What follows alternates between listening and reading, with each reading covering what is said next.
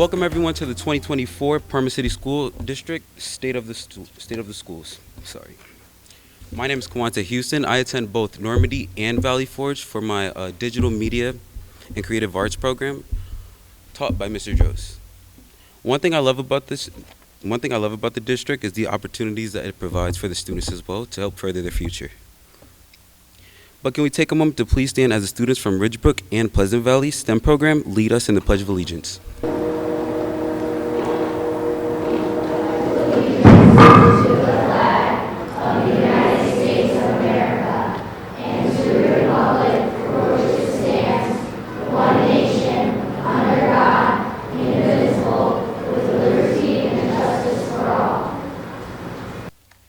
Please give a huge round of applause for our performers, our CTE programs, as our STEM programs. We hope you had the opportunity to experience some of the wonderful opportunities that are offered at the Parma City School District. It is now my pleasure to introduce Dr. Charles Smialek, the Superintendent of the Parma City School District since 2018. Dr. Smialek has been instrumental in leading our district with the focus on three key goals: increasing student achievement, improving transparency throughout our communities, and practicing fiscal responsibility. Dr. Smialek's dedication to these goals have been evident throughout his tenure. From implementing innovative educational strategies to improving our community engagement, he has worked tirelessly to ensure our district's success. Moreover, his commitment to fiscal responsibility has been instrumental in maximizing the impact of our resources. Tonight, Dr. Smialek will deliver his annual State of the Schools address, outlining the progress made and the challenges ahead. Dr. Smialek's leadership and vision have brought about positive changes in our district, setting us on a path toward continued growth and success. Please join me in welcoming Dr. Smialek, Dr. Charles Smialek.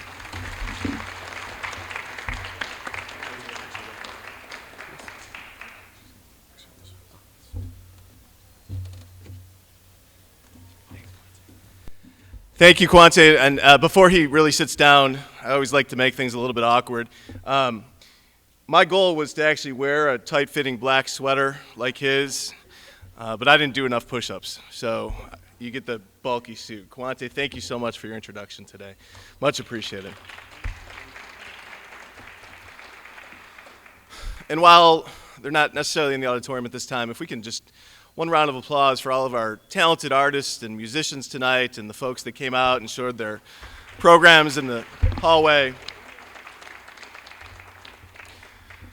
Certainly I can stand up and give a presentation about some of our highlights, but our true highlights are our students. And so it was great for you to be able to see some of their talents, both on the stage and in the hallway.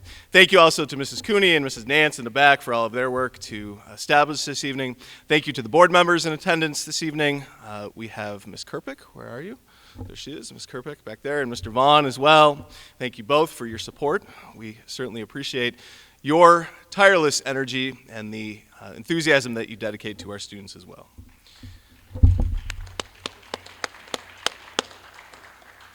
Friends, we always start every presentation the same way. We start PTA meetings this way. We start staff meetings. We start meetings with students even sometimes with the same three goals. These are the three goals that I brought with me when we began in 2018, and the entire district has tried to align all of our efforts around these three things. First, we want to increase student achievement. We want all of our students to benefit from the value of a Parma City School District education. When they leave here, we want them to be something much more than they could have become without us. That is what we try to create, and that is that first top goal. Secondly, we want to improve transparency throughout our communities. Certainly it is not easy. We certainly don't have a small community. We are blessed to have 3 cities. We are blessed to have 3 councils, 3 mayors, 3 individual personalities of the communities. But we are grateful to serve Parma, Parma Heights, and Seven Hills. And our tireless work is to make sure that we are connecting with the residents of all 3. The third is to practice fiscal responsibility. We know that in the year 2024, maybe not just 2024, maybe for the last couple decades, it's not easy to go out with your hand out and say we need some more money. And so we try to make sure, and this will be part of our presentation today, that we have unearthed every single dime that we possibly can to make sure that when we go and we ask for the taxpayers to extend a little bit deeper into their wallets, that we have made sure that we have practiced fiscal responsibility and been excellent stewards of their tax dollars. We will start our highlights of the school year with increasing student achievement. And the most important mark of student achievement is the state report card. Now, most of us could argue that we are so much more than what shows up on the state report card. What our teachers do on a daily basis in terms of mentoring and guiding and sometimes even feeding our students out of their own pockets, we do so much more than what is reflected in a standardized test. And yet, at the same time, that standardized test is the most public mark of achievement.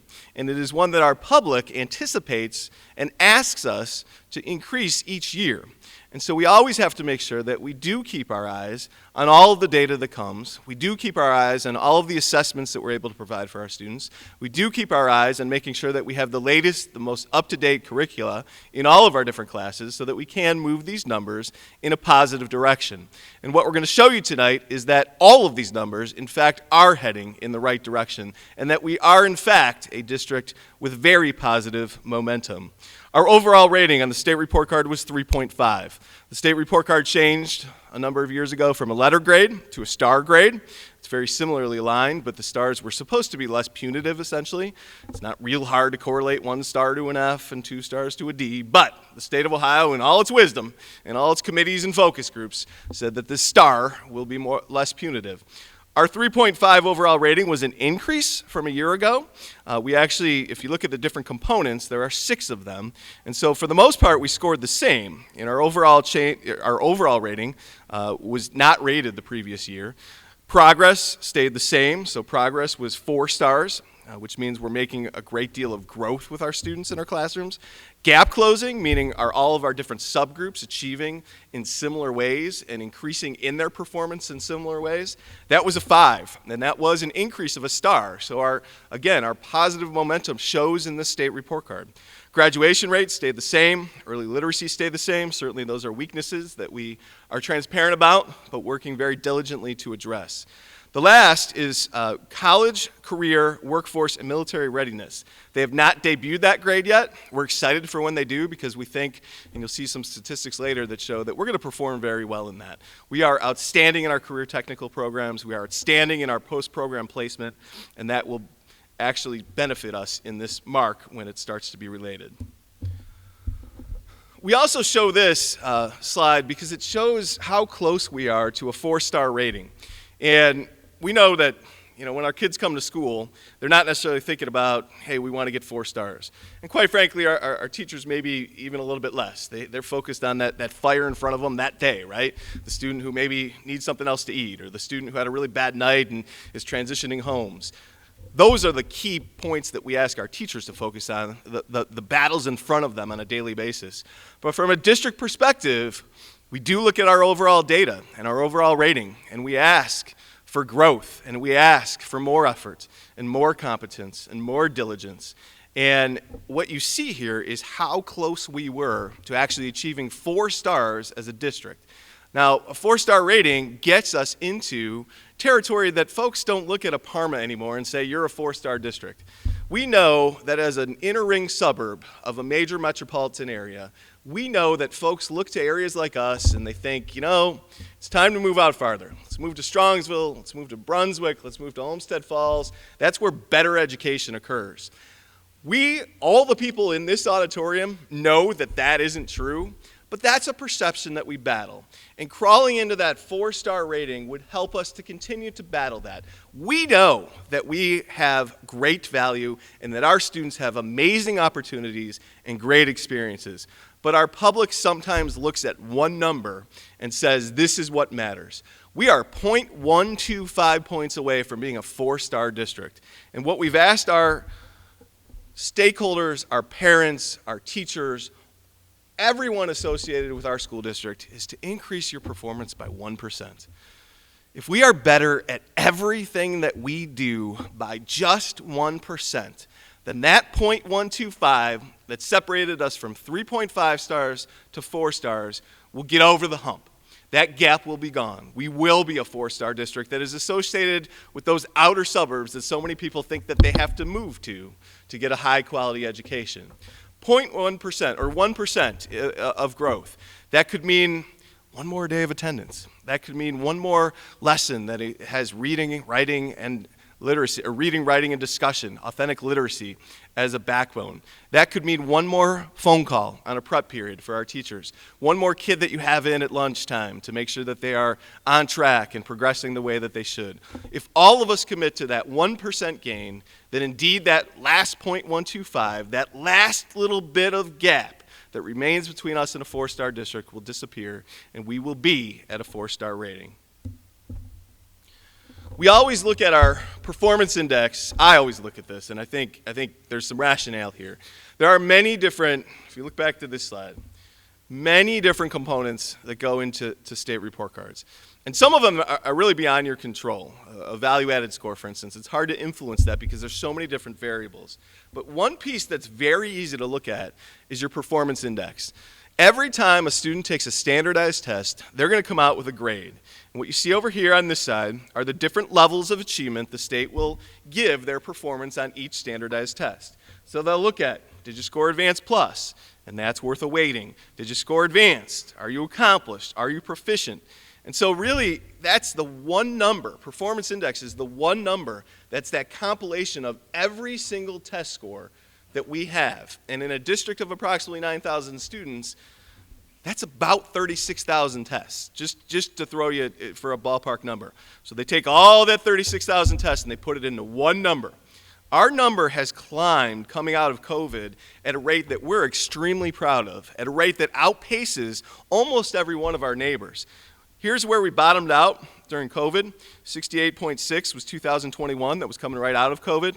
They used 68.6 for 2020 because there actually were not standardized tests that year. But look what we've done since coming out of COVID. 2022, 76.8, a phenomenal gain. We continued that trajectory last year with an 81.2. We are 100% moving in the right direction and moving there much quickly than most of our peers. The state of Ohio this week, the state of Ohio. And friends, the state of Ohio is not friendly to urban educators. The state of Ohio is not friendly to inner cities, and they're not usually very friendly to urban cores that serve inner cities. They are not friendly to places like Parma. They are not friendly to places like Cleveland Heights or even Berea. They are friendlier toward outer suburban models. But the state of Ohio came out and awarded us the Momentum Award. And the Momentum Award qualified only 42 districts out of 608 in the state for the growth that we are making. Do we have progress to make? Absolutely. 2 stars in early literacy is not acceptable. It's not acceptable to you, and it's not acceptable to us. 2 stars in graduation rate is not acceptable to you, and it's not acceptable to us. But when you look at overall student performance, and you look at that performance index, even the state of Ohio says, Parma, you are a district with positive momentum. We won awards for the 3 performance index points as a gain, as well as having 4 stars in progress. And again, progress simply looks at student growth. They may not even necessarily pass the test yet, but the growth they made earned us this designation. We also had buildings, schools, individual schools that accomplished this Positive Momentum Award. Greenbrier, John Muir, Ridge-Brook, Shiloh, and Valley Forge, 5 of the current 12 schools that we operate showed that growth for the state of Ohio to give us an award for academic achievement. That's an important distinction that we've accomplished. It's one that I hope you will be proud of because we are certainly proud of it. Well, thank you. We also are extremely proud of our career technical education programs. Kristen Plageman is in the back, if she can wave. I'm very grateful for all of her leadership in this area. Kristen is the queen of career tech in our school district, and quite frankly, career tech is the crown jewel of what we are able to offer to our students. The first number on this chart, I think, is a staggering number. This is not a number that you see in most school districts. Most school districts have to send their students to a career center like Polaris, for instance, or they share programs as part of a consortium. So you have maybe 3 or 4 programs at one high school, and you can get in a bus and go to a different high school in a different school district and take advantage of 3 or 4 different programs in that district. We have all of our career tech programs in-house, 17 different career tech programs right here in the Parma City Schools. And in part because of that, also in part because of the quality of the programming, 1/3 of our high school students are in a career tech pathway. 1/3. We've gone to school districts, we've visited school districts where it's less than 1%. 1/3 of our students, and we'll talk about the performance in a few minutes, but think back to that, 1,011 participants in our career tech programs. Now we also have some single course electives. And so a program is usually 2.5 to 3 periods. It's a full 2-year commitment. It's approximately half of your school day. You're going to come out with some type of industrial certification. But we also have individual electives that students can enroll in. So if you don't want to follow the full welding pathway, or you don't want to follow the full cosmetology pathway, but you're interested in some type of niche course, we have that as well. And so that was another 2,195 enrollments. College credit hours is part of that program. So when you come out, not only are you going to have some type of certification, but you also have free college credit hours. 2,748 were awarded to last year's class. Tech prep credit hours that transfer directly to Tri-C, our neighbor, 1,140. Technical skill attainment. So that means at the end you're going to take a test, and did you accomplish enough to get yourself a licensure so that when you go interview for a job, it's a career pathway. It's not some random decision that you made because you saw a help wanted ad in the front window. This is something that you've prepared for and you're ready to take steps into a career that can be a middle to upper middle class career. 85.4% of our students pass that and attain that licensure. Phenomenal numbers and much to be proud of. In part because of the numbers I just showed you, we also get a separate rating for our career tech program. And while I showed you before, the overall rating for the school district was 3.5, the rating for our career tech programs was 4.5. Again, 5 stars is the highest. So our career tech programs are scoring at an extremely high level across all measures to get that overall 4.5. This is the one that I'm always most proud of, I'm always most excited about, because if I'm a parent and I'm saying, hey, why do I want to put my student into a career tech program? Or maybe even if you back up a step, why do I want to put my student into Normandy or Valley Forge, a Parma City School District high school? This number right in the middle here, this 95.2, that number means that we actually track all of our students after they graduate. And so what we have to do is follow up within 6 months of their graduation and find out, are you in an apprenticeship? Have you joined the military? Do you have an employment that's aligned with the program that you were in? Or are you at some type of post-secondary institution or an advanced training center? In other words, are you on the right path? Do you not just float around and wonder what you're going to do one day? Are you on the right path, the path that we prepared you for?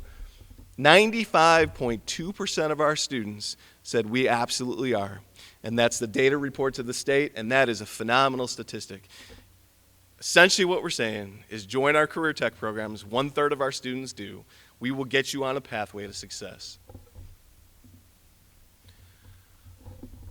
The elephant in the room when you talk about the Parma City schools and when you ask people, how are we doing, is always, when's the next levy coming? And certainly we've had, some bond issues that we went after. We wanted new environments for our students. We came short at the ballot box. Now, for all intents and purposes, for the time that we can see, the foreseeable future, we're looking at operating money. And we're looking at operating money specifically because we see in 2027, which seems like forever from now, but it moves very quickly, we see a deficit. And that is not something that's a shock. We've actually projected a deficit for the first time. It was supposed to be 2012. We'll show you that in a few minutes. We've pushed that off and pushed that off. But eventually, despite the fact that we've squeezed every drop out of every piece of fruit and every towel that we can, eventually we face this deficit. And so we have addressed this. And this is an important message because as we go into the community and potentially ask them to dig a little deeper to support our public schools, they're going to say, well, what have you already done? Certainly consolidation is the most symbolic movement, the most dramatic movement that we've had to make sure that we can consolidate our savings, or consolidate our spending, I should say. The annual net savings of $3.2 million in our general fund has a positive impact on that 5-year forecast. Without that consolidation, we may be looking at a deficit sooner, or we may be looking at more dramatic deficits in 2027. We saved $3.2 million from the closure of Parma Senior High, the closure of Renwood, the repurposing of Parma Park.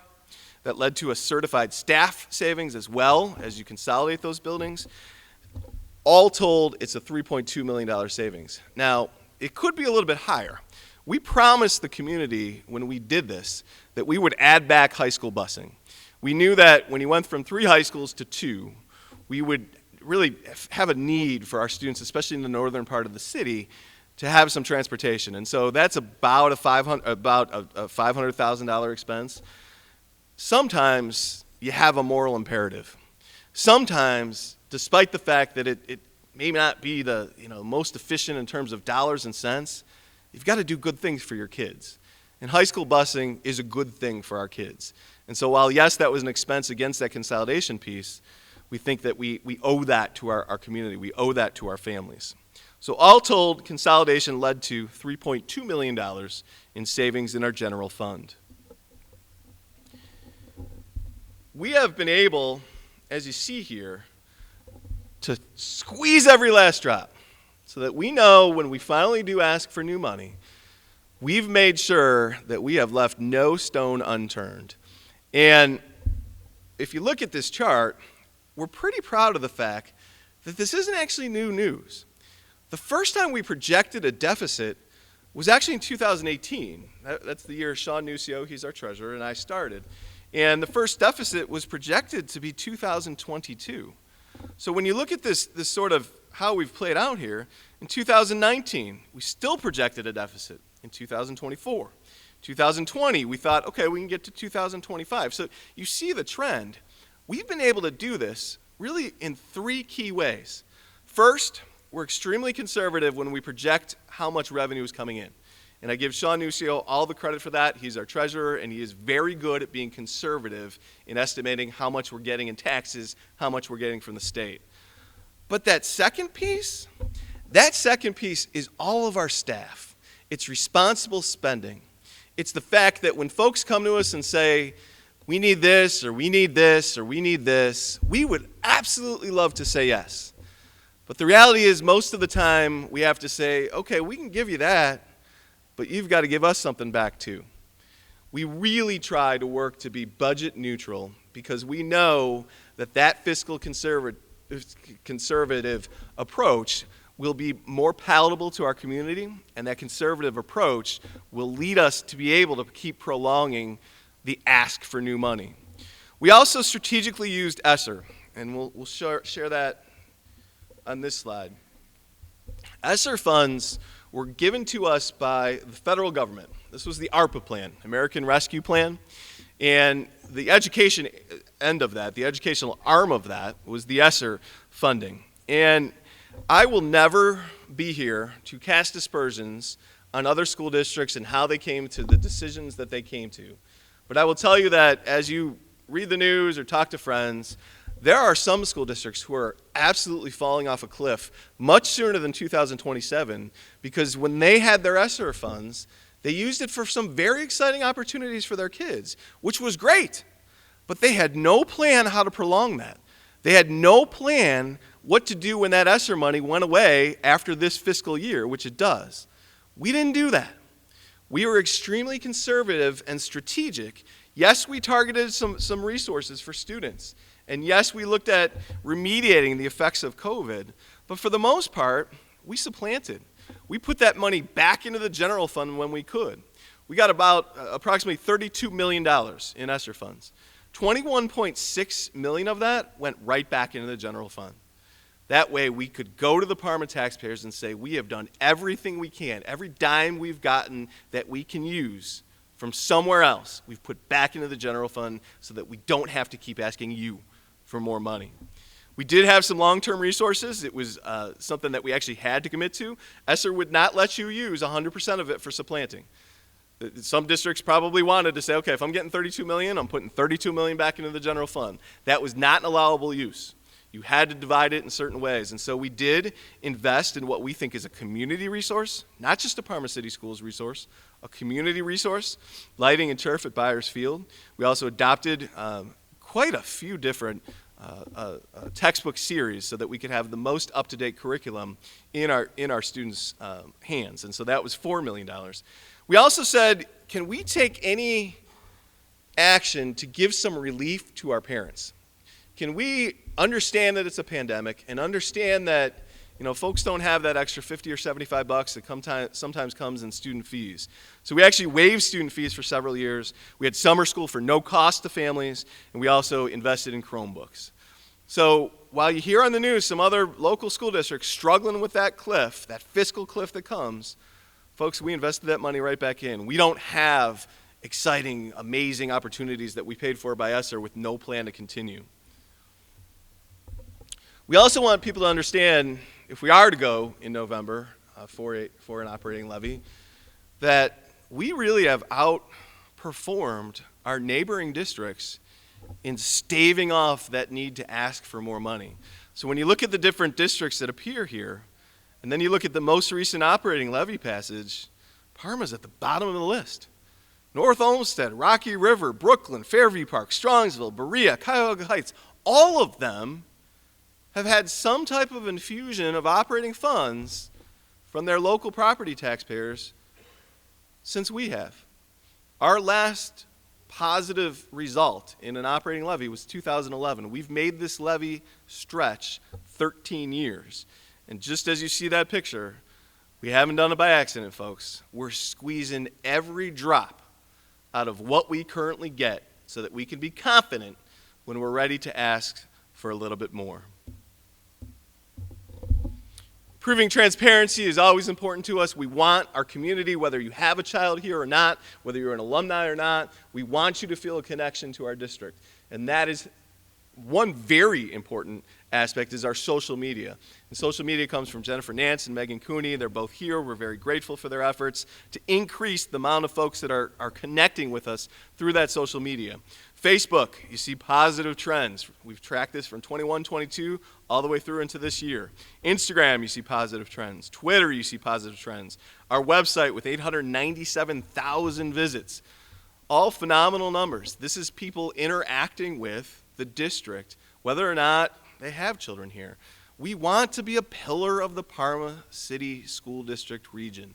We want to be a strength. When people think Parma and Parma Heights and Seven Hills, we want them to think, boy, that's where those Parma City School Districts is. Their career tech numbers, their momentum awards, we want them to be proud. We want you to be proud that you're a part of this school district. And what we're trying to show you is we have so many reasons to feel that sense of pride. We connect with our community and try to offer some type of value beyond just, to our students. Certainly, they're always our most important goal. That improved transparency will always be most important. But we also offer our hallways. There's walking right now, actually. Monday, Thursday at Valley Forge and Normandy. We open our pools for swimming at both Normandy and Valley Forge. We have senior liaisons that connect with our senior community. Nancy Fedak and John Schweitzer have been phenomenal resources at our different senior centers. They're always around. They're passing out discount cards so that folks can come in and connect with our culinary or connect with our COS students and grab a meal or get a haircut. We have a charter and private school liaison this year. That's an important part of our Parma City School District. We have Padua and Holy Name and a whole smorgasbord of elementary and middle schools that are not Parma City schools, but somehow we serve them and somehow we connect to them. So we're happy to and proud to add Beth Carter as a liaison to make sure that she's accessible to them as well. We have some community events coming up. And again, we want you to feel, regardless of your status in the community, regardless of whether or not you have children actively in the schools, connect with us, join us. Bring your kids, bring your grandkids, your nieces and nephews. Whoever it is that you want to experience part of what we are able to offer, we want to see you. March 23rd, we have an egg hunt at 10 a.m. at Byers Field. Over 30,000 eggs this year. 30,000 had always been the standard. We're over 30,000 eggs this year. On April 4th, we have an eclipse celebration, 6 o'clock p.m. at Valley Forge. Actually, the law enforcement in the area has really said, please stay home on the eclipse day. So we are not trying to do something that we had some folks ask, but we're not trying to do something during that day.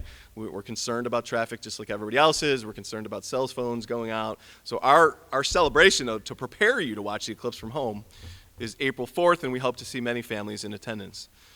Senior technology help. We're very proud of this. This will actually be our students that are here and available to our senior community who might just need help with an app, or they might need help starting their cell phone up or load a contact, whatever it might be. We recognize that there's a large gap between what our students are able to do with technology and what some of our seniors in our community are able to do. We want to use our kids to bridge that gap. They're very talented at this. I hand my cell phone to my children when I have an issue. That's what we want you to be able to do, but with our students. And so if you're having some type of question, we have a couple different dates there. That'll be at Normandy, Senior Tech Help, both early in the morning from 8 to 9:30, and then 12 to 1:30 at April 15th and May 13th. We're proud of that. We're happy to avail our students, who again are our best resources, to our community. We will again have movie nights. We look forward to this. Always a very popular tradition in our Parma community. June 20th, July 18th, and August 15th, we will publicize on social media so that you can understand when and where and what the movies are. But we always get great turnouts, 500, 700 people coming and sharing a great summer night beneath the stars with a beautiful scoreboard that we have, and we're happy to share that. That's why earlier when we said Byers Field isn't just ours. Byers Field is a community gem, and we always want to make it as available to folks as possible. Those are some highlights. Those are some statistics. Those are some things that we're proud of. But any state of anything should help you to walk away with some type of excitement. Some type of, okay, we've done some good things and we're proud of that, but where are we going in the future? Why do I want to be part of this organization? Why do I want to support this organization? Beyond just the fact that we have 9,000 amazing students, what else? What else is happening that we can be excited about, that we can look to the future and be proud of? First, continued positive effects of consolidation. We know that that was a very dramatic change in our community. None of us went into education to close and demolish a high school. It was emotional for all of us. It was more emotional for the students who were impacted by that change, and very emotional for the alumni who had such great memories. But here's the positive side. We were finally able to answer that question. How many high schools should Parma have? And some people might not like the answer, and some people might say you should have done this or you should have done that, and we respect that. But we had to do something. And this was what we came to with community input. And we will continue to reap the benefits for generations of students to come. Because we have escaped that paralysis of trying to figure out what our footprint is going to be, we can now make better investments into the current schools that we have. $5.7 million in investment that you'll see into our schools this summer. Now, this isn't fun stuff, friends. This isn't stuff that you're going to write to your friends about, you're going to tweet about. But I will tell you, to the people in the schools, the students, the staff, the noon monitors, who will be able to access new playgrounds, these are life-changing. No longer will we have to rope off sections of a playground because it's just not dangerous and we don't have the staff or the money to fix it. We are now able to take the money that we have and invest it into the footprint that is most practical for our students. Windows, temperature control, roofs, gym floors, again, not incredibly exciting, but from a quality of life perspective, an absolute difference maker for our students and our staff. Another piece that we're extremely proud of and extremely excited about is the increase in what we call farm teams for our athletic teams. The reality is, while we had 3 high schools and 3 varsity sports teams, often we did not have enough students to really feed into what we call a feeder system or a farm system. In a true varsity program, there should be a very quality freshman program, a high quality JV program, that leads into a very competitive varsity atmosphere. We had gotten to the point in our Parma City schools that we could not do that across 3 facilities. Part of it was facilities, part of it was just student interest, part of it was having a hard time finding coaches at times. This year, for the first time in decades, we've been able to add back 9th grade girls basketball, both at Valley Forge and Normandy. It's a program that had not run. Junior varsity wrestling, both at Valley Forge and Normandy. Junior varsity hockey at Normandy. Our students enjoy competing against their age-level peers much more than they do sitting at the end of a bench because I'm a 9th grader and there isn't a 9th grade team, so I get to go dress varsity. This will only reap rewards for years to come because we now can build a full, complete varsity sport program. We also have PAGE, Parma Academy of Gifted Enrichment. We started that this year, actually. It's at Parma Park. This year, currently, we have 3rd and 4th grade. We are expanding PAGE to the 5th grade. And we're actually working at a partnership with Case Western Reserve.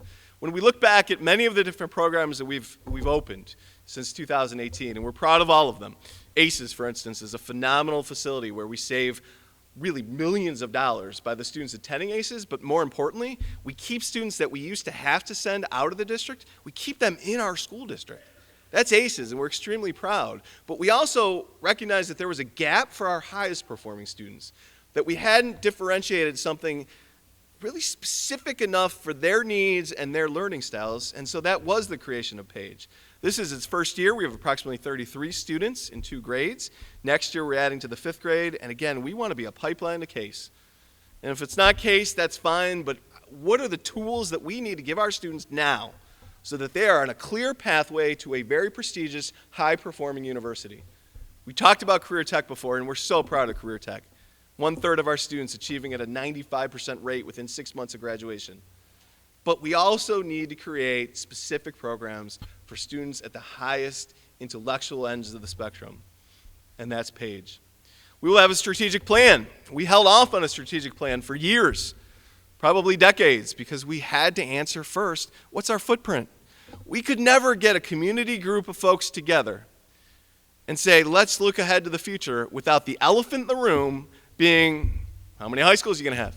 Close in Normandy, close in Parma Senior High, repurposing something. So now that we've answered that, we can build a strategic plan, and so many of you have participated in that process. We asked for a lot of community input, and we have an independent consultant so that we can make sure that we don't have any blind spots. Somebody coming in from the outside, taking all kinds of input. We had approximately 1,300 survey responses. We had approximately 250 participants in focus groups to try to identify our strengths that we want to continue to build on, our weaknesses that we want to address. And we're excited to hopefully produce that plan by June 1st. When you have strengths, expand upon them. Career Tech has been a strength. We want to take that next step in terms of facilities, despite the fact that we've been unsuccessful. We want to make sure that we can look to every possible resource and give our students the best opportunities possible. And so this Career Technology Education Expansion Grant will do just that here. Now, we're surviving in auto collision and carpentry. They are operating, and they're operating at a high rate. But it will be extremely exciting for them to have a brand new lab environment behind Normandy. It was a $4.2 million grant. Congratulations again to Kristen Plageman for her work in achieving that grant. That should open in several years. It does take some time to construct, but we're excited for that brand new environment that we will have for our students.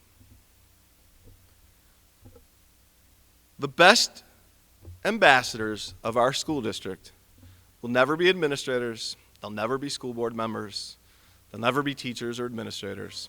The best ambassadors will always be our students. And so we will close this evening with the words of our proud students.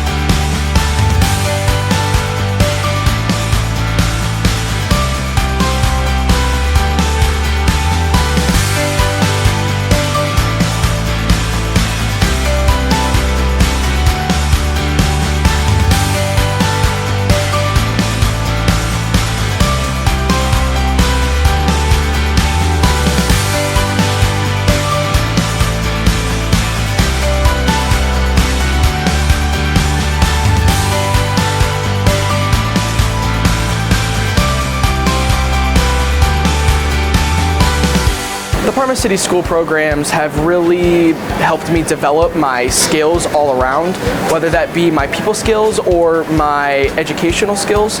They've really taught me what my passion could be, and they've helped me develop all of the skills that I'll need for life after high school. So the biotech program at the Parma City School District has opened my eyes to a future in medicine, and I'm looking forward to enrolling in the pre-medical program at Ohio State later this fall. The Parma City School District has really given me the opportunity to grow in the culinary field.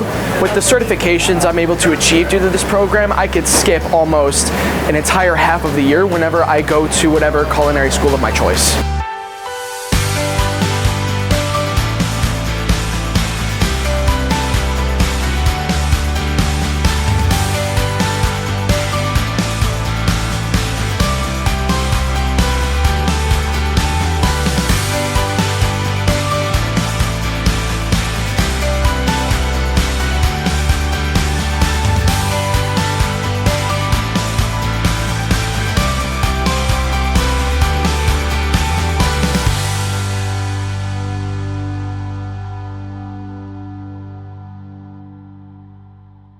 Because of our students and because of our staff, we are a district with positive momentum.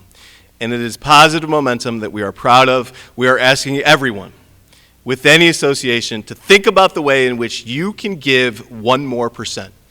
Can you attend 1 more event? Can you have 1 more conversation with a friend or a neighbor that's a little bit skeptical about what happens here? Can you have 1 more conversation with a student? Put your arm around them 1 more time and get them motivated and ready for school. Can you have 1 more positive thing to say about our school district? Good things expand when we pay attention to good things. 1% more, and we will continue that positive track that we are all so proud to be a part of, and that the state of Ohio recognizes the positive momentum that we have built and will continue to excel in. Thank you for being here this evening. Thank you for your commitment to our school district. Thank you for your connection, and thank you mostly for your time that you've dedicated to tonight. Thank you.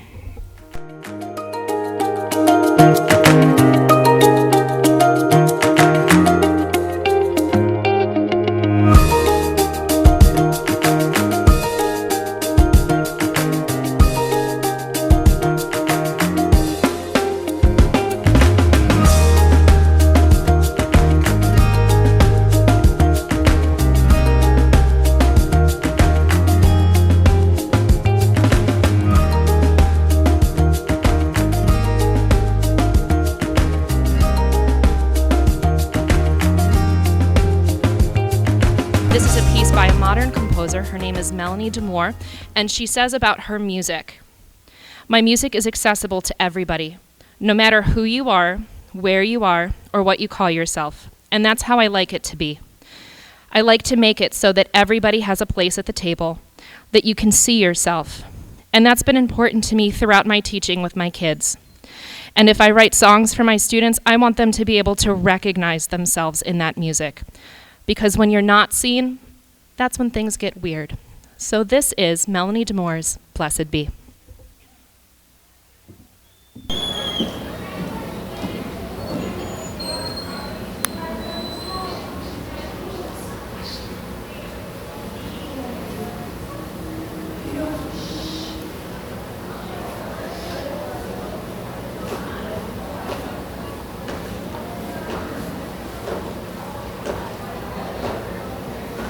Blessed be, blessed be, blessed be the living tree.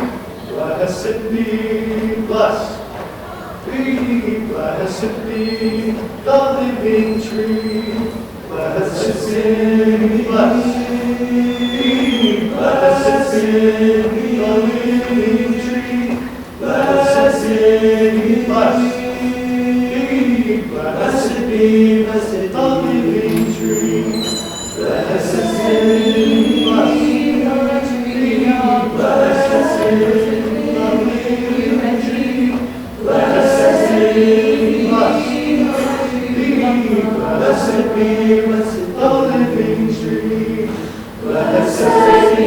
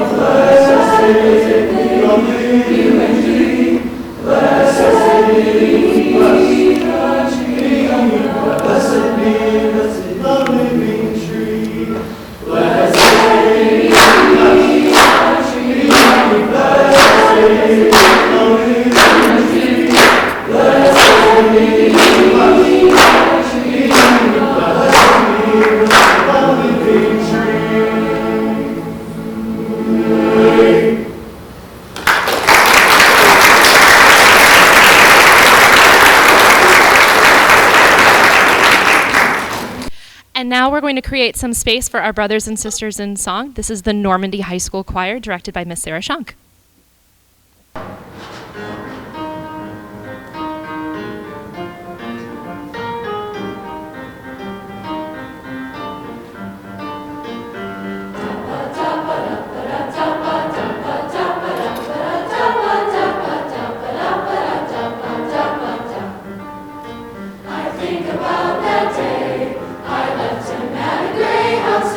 West of Santa Fe. We were 17, but he was sweet and it was true. Still I did what I had to do, 'cause I just knew. Summer Sunday nights, we'd sink into our seats right as they dimmed out all the lights. A technicolor world made out of music and machine. They called me to beyond that screen. Live inside each scene, without a nickel to my name. Hopped a bus, here I came. I could be brave or just insane. We'll have to see. 'Cause lately in that secret town, sit one day, the lights were down. They'll see my face and think of how we used to know me. Climb these hills, I'm reaching for the heights and chasing all the lights that shine.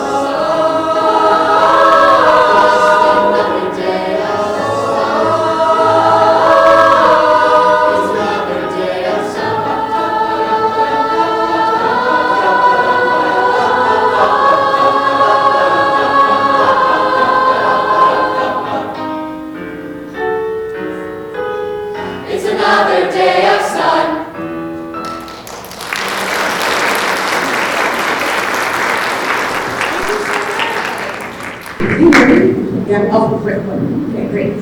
Thank you. So for our last piece, we're going to combine with how we formed this choir to sing Why We Sing, which is a huge staple in our choral department and has been for years. At least 10, that's how long I've been here.